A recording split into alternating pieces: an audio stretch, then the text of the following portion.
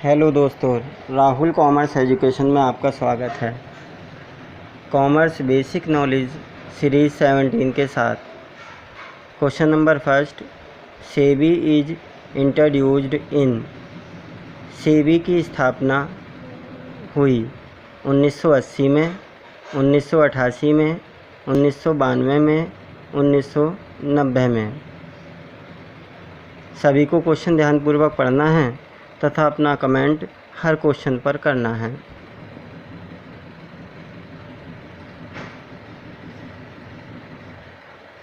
इस क्वेश्चन का सही आंसर है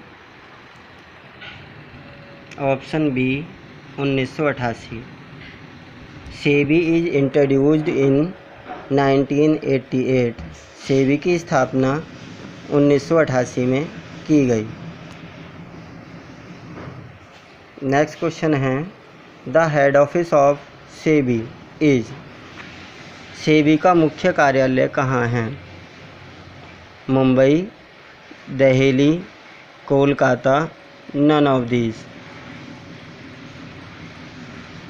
यह प्रतिभूतियों पर नियंत्रित करने की एक संस्था है, security exchange board of India, जिसकी शॉर्ट फॉर्म सेबी कहलाती है।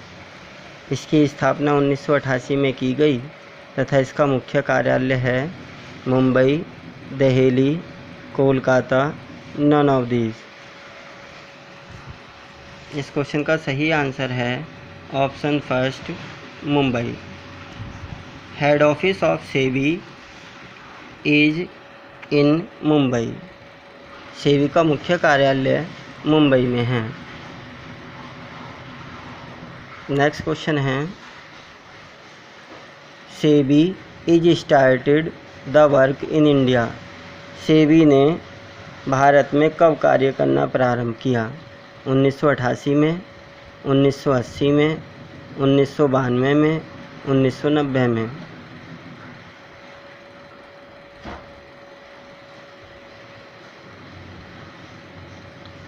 जो क्वेश्चन हमें कम याद हैं या नहीं याद हैं तो उन क्वेश्चनों को हम अपनी कॉपी पर नोट डाउन भी कर सकते हैं और फ्यूचर के लिए हम उन्हें लर्न कर सकते हैं। इस क्वेश्चन का सही आंसर है ऑप्शन डी 1992। 1988 में इसकी स्थापना की गई और 1992 में इसने अपना कार्य करना प्रारंभ कर दिया। नेक्स्ट क्वेश्चन है, in the series 7, 18, 8, 3, 6, 11, 31 range will be. इस श्रेणी का परास होगा 31, 3, 28, 34। इस तरीके के क्वेश्चन कई बार सीरीज में पूछे गए हैं। सभी को लगभग इसका फॉर्मूला भी याद है और हम इसे फाइंड आउट भी कर लेंगे। इस क्वेश्चन का सही आंसर है ऑप्शन सी 28। परास 28 होगा। 28 कैसे होगा वो भी हमें समझना है। Range is equal to highest minus smallest digit. Highest digit 31, smallest digit 3, 31 minus 3 is equal to 28 हमारी वैल्यू आ जाएगी।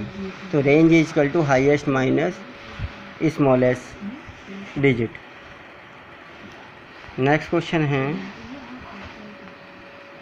SBI is known before 1955। State bank of India. SBI की full form state bank of India 1955 से पहले किस नाम से जाना जाता था? RBI के नाम से, PNB के नाम से, इंपीरियल बैंक के नाम से, none of these. Reserve bank of India, Punjab national bank of India, imperial bank या फिर इनमें से कोई नहीं। इस क्वेश्चन का सही आंसर है option C imperial bank of India. State bank से पहले इसे इंपीरियल बैंक ऑफ इंडिया के नाम से जाना जाता था। 1955 में इसका राष्ट्रीयकरण किया गया और इसे स्टेट बैंक ऑफ इंडिया का नाम दिया गया। नेक्स्ट क्वेश्चन है, net loss 5000, general expenses 14,500, gross profit will B.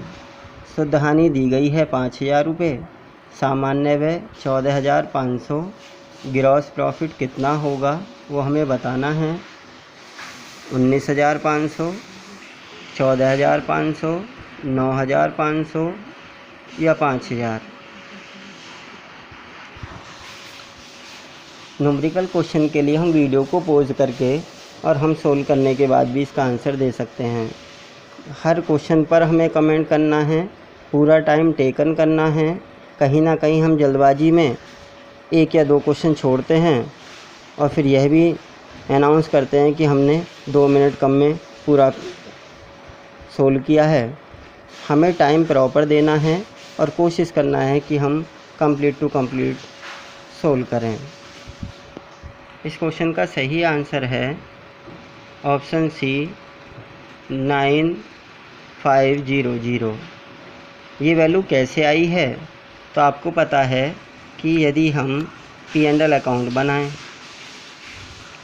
Profit and loss account, तो प्रॉफिट एंड लॉस अकाउंट में जो नेट लॉस दिया हुआ है वो हमारी बैलेंसिंग फिगर है, उसे हमने नीचे लिख दिया है। नेट लॉस जो ग्रॉस प्रॉफिट है वो आपको पता है कि ट्रेडिंग अकाउंट से आता है और ग्रॉस प्रॉफिट को हम स्टार्ट में लिखते हैं बाई साइड में। जनरल एक्सपेंसेस हमारे P&L अकाउंट के 2 साइड में आते हैं। अब इनकी वैल्यू को हम पुट कर लें। जनरल एक्सपेंसेस 14,500, जीपी हमें निकालना है, नेट लॉस हमें दिया हुआ है 5,000 रुपये का, तो ऊपर वाली साइड में क्या वैल्यू आनी है? इसका टोटल तो 14,500 आ गया। 14,500 में से यदि हम 5,000 की वैल्यू को माइनस कर दें तो हमारी वैल्यू आ जाएगी 9,500 रुपये। फिर दोबारा समझेंगे, 14,500 रुपये की वैल्यू हमें जनरल एक्सपेंसेस पर लिखनी है, नेट लॉस पर 5,000 रुपये लिखने हैं और दोनों वैल्यूओं को माइनस कर देना है, तो जीपी वैल्यू आ जाएगी 9,500 रुपये। नेक्स्ट क्वेश्चन है, opening stock 10,000, closing stock 8,000, sales 1,10,000, cost of good sold 80,000, gross profit will be. Gross profit हमें बताना है कि ग्रॉस प्रॉफिट कितना होगा, 82,000, 38,000, 30,000 या 48,000। स्टॉक टर्नओवर रेशो निकालते समय कई बार हमने cost of good sold find out किया है, अलग अलग उसके फॉर्मूले हैं, अकॉर्डिंग टू कंडीशन हम उन्हें यूज़ करते हैं। इन इंफॉर्मेशन के अकॉर्डिंग हम किस तरीके से ग्रॉस प्रॉफिट फाइंड आउट करेंगे वो हमें देखना है।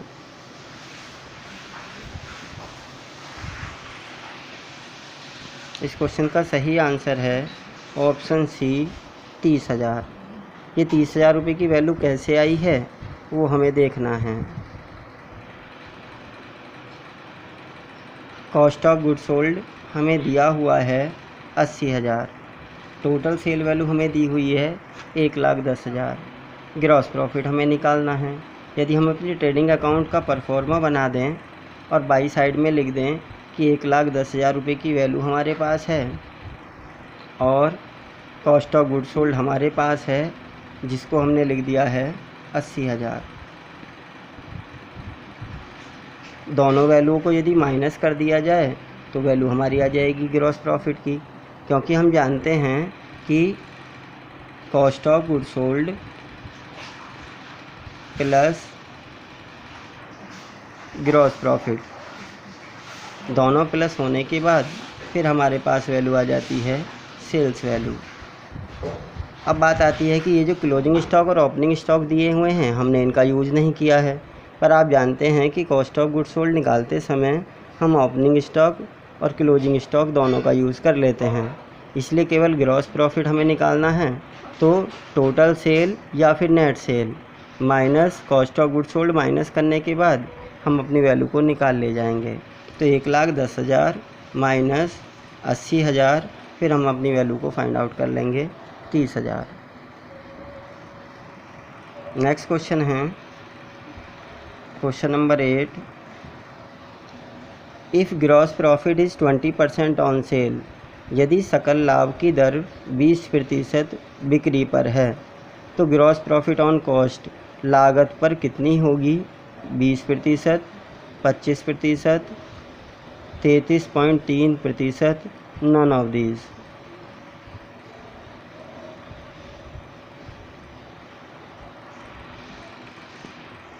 इस क्वेश्चन का सही आंसर है ऑप्शन बी 25%। अब 25% वैल्यू कैसे आई है वो हमें देखना है।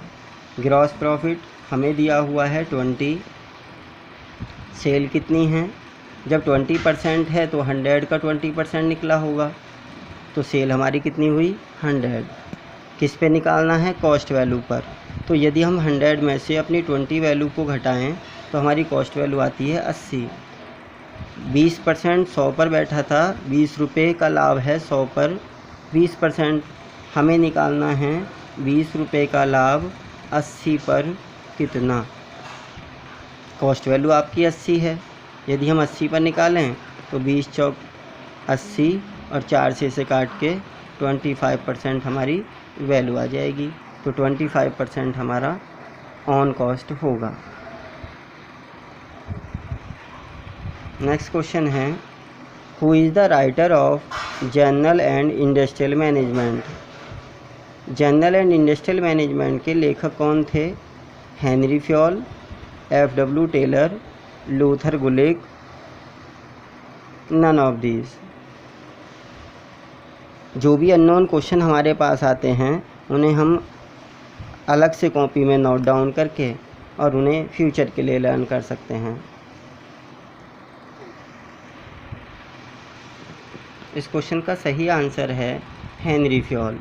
Henri Fayol is the writer of general and industrial management. Next question है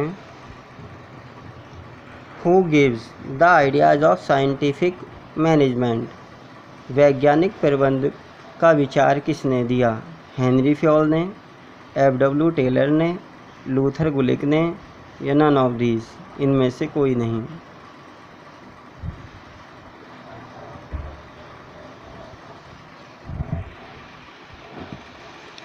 इस क्वेश्चन का सही आंसर है F.W. टेलर। F.W. टेलर ने हमें वैज्ञानिक प्रबंध का विचार दिया और हम जानते भी हैं कि वैज्ञानिक प्रबंध के जन्मदाता F.W. टेलर माने जाते हैं। इस प्रकार से यह सीरीज़ समाप्त होती है। लगभग 10 क्वेश्चन की सीरीज़ थी। हर क्वेश्चन पर आपको कमेंट करना है। अननोन क्वेश्चनों को हम अलग से कॉपी में नोट डाउन करेंगे और फ्यूचर के लिए लर्न करेंगे। यदि आपको मेरा प्रयास अच्छा लगा हो तो इस वीडियो को लाइक करें, अपने दोस्तों में शेयर करें तथा हर क्वेश्चन पर कमेंट करें। धन्यवाद।